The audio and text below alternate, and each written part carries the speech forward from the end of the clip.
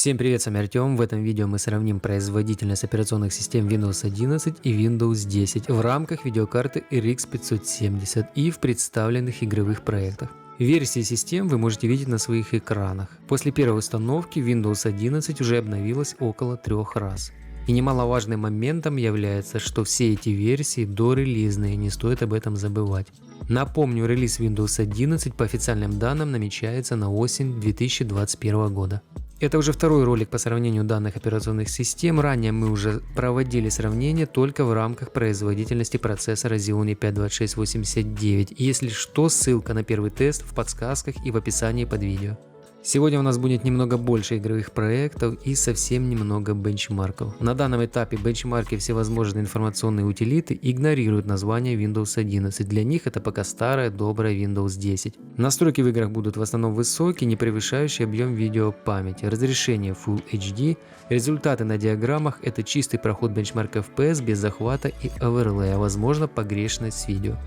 Перед началом теста секундное упоминание за наш ресурс. Кроме форума, характеристик плат, процессоров, каталог товаров, есть еще много коммуникационных инструментов для общения. Есть желание подружиться? Добавляйтесь в друзья, и такой механизм на сайте реализован. В общем, заходите, не стесняйтесь, будем вам очень рады.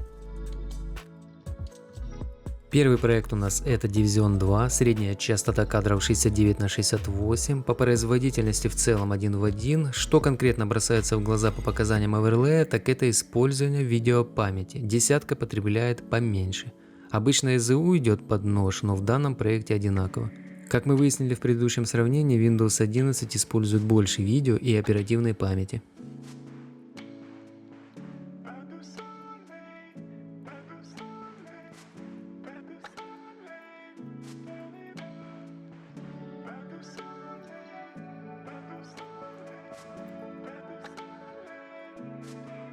Battlefield 5. Средняя частота кадров на отрезке Aurora 74×74, что нам говорит об идентичной производительности, и потребление ресурсов также особо неотличимо.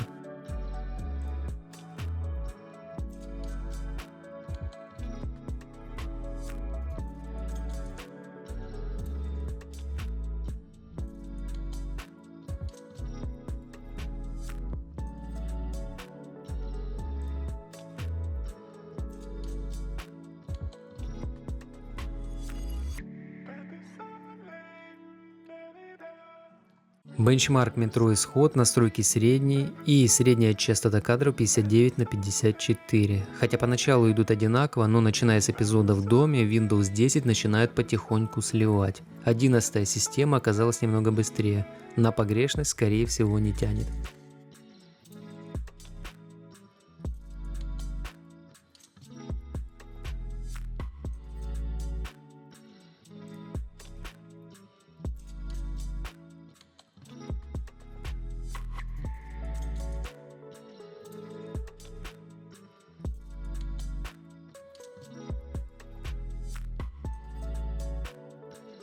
Total War 3, средняя частота кадров 69×69. Один из немногих проектов, который на этапе монтажа максимально тяжело свести. Если хоть на пару кадров один из стендов будет быстрее или медленнее, таймфрейм полностью слетает.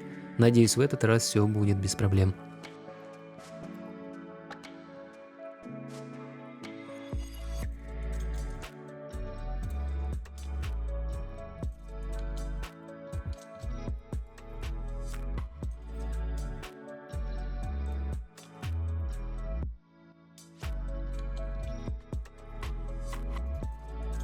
Танки бенчмарк Encore RT версия 0.2, средняя частота кадров 94×95. Считаем 1 в 1.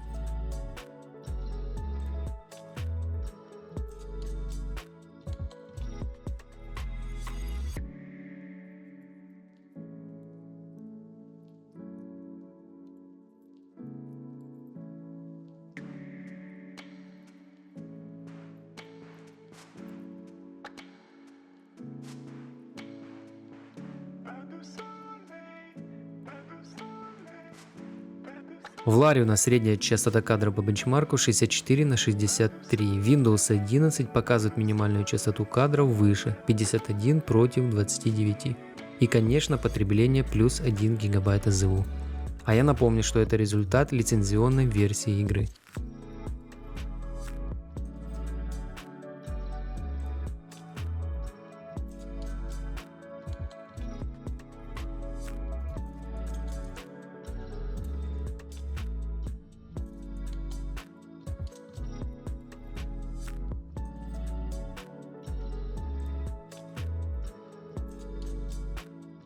Ведьмак 3, средняя частота кадров 65/63, можно записать как погрешность, ну или раунд за новой осью.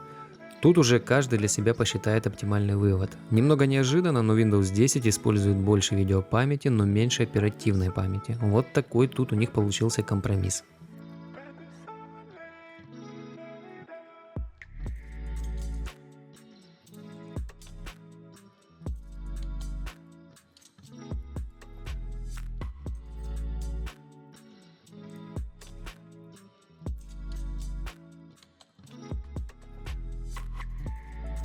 Watch Dogs 2, средняя частота кадров 58/58. На обеих системах есть небольшая свистопляска по загрузке видеокарты, но на комфорт это не влияет. Как правило, это особенности самих карт RX. При обычных раскладах с таким падением загрузки GPU идет жесткий дроп частоты и тем более времени кадров. Тут этого нет. В данной игре, наверное, рекорд по разнице потребления оперативной памяти, почти 2 гигабайта Windows 11 плюсует себе.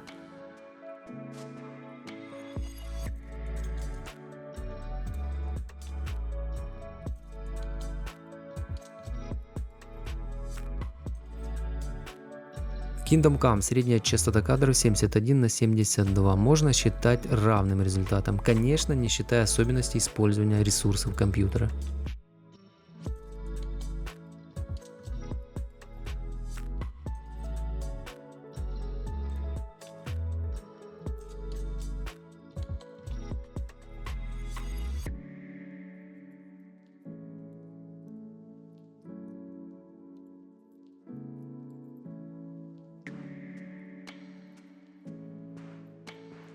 Fortnite, средняя частота кадров 80/82. Можно предположить, что результат получился схожим.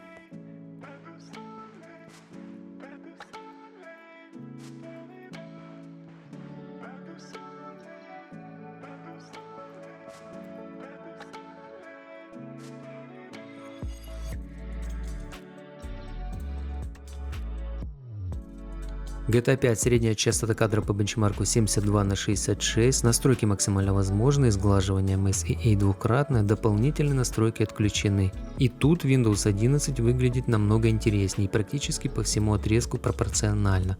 Ранее со сравнением операционок в рамках производительности процессоров обычно десятка сдавала под конец теста с машиной.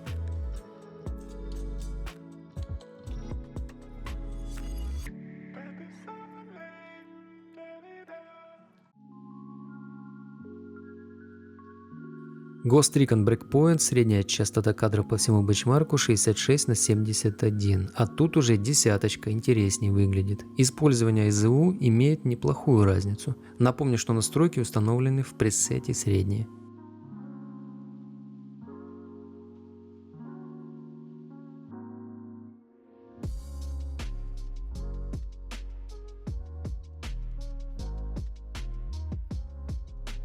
Война миров Z, средняя частота кадров по всему бенчмарку 86/82. Эстафету берет уже 11-я версия. Во второй половине проектов идет своеобразное парирование по производительности. Вот такие получились результаты, конечно, в рамках наших тестов и стенда. По-прежнему можно отметить, что Windows 11 в играх в основном использует больше СЗУ и видеопамяти, где-то умеренно, где-то, на мой взгляд, многовато. Возможно, все это будет исправлено в релизной версии новой системы. Если сравнивать мой переход с Windows XP на Windows 7, он был гораздо проблематичней. Половина программ просто выпали с поддержки, но оно и понятно, ядро кардинально было переработано. На Windows 11 запускается абсолютно все, ну или почти все, что запускается на Windows 10. В тест хотел добавить Обитель Зла Village и Assassin Valhalla. Я подчеркну, что это были бы репаки. Если Обитель сначала запустился, в дальнейшем уже нет, то Valhalla запускаться вообще отказывалась. Эти же репаки на десятки идут без проблем. Но возможно, что это пиратки и лицензии работают на Windows 11 без проблем. Огромное вам спасибо за просмотр. Я надеюсь, если было не совсем нудно, продавите палец вверх, подписка, колокол, все дела. Напишите в комментариях, что вы думаете о Windows 11. Ну а в следующем ролике по данной теме мы разберем саму установку на моем примере. С вами был Артем. Всем добра.